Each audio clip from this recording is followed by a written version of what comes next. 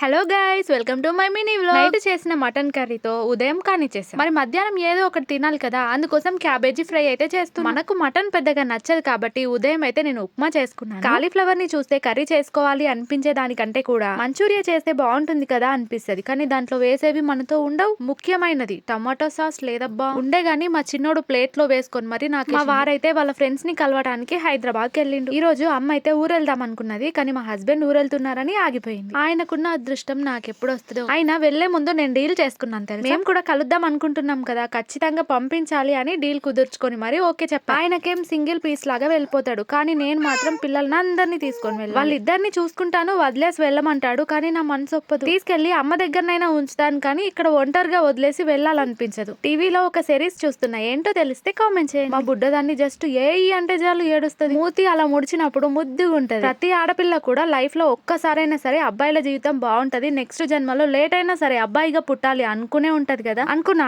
నేను కూడా కొన్నిసార్లు అనుకున్నా. పెళ్ళైన తర్వాత భర్తకి బాధ్యతలు ఉంటాయి, దాంతో పాటు ఎంజాయ్మెంట్ ఉంటుంది. కానీ భార్యకి మాత్రం ఎంజాయ్మెంట్ కంటే బాధ్యతలే ఎక్కువ ఉంటాయి. నిజమా కదా?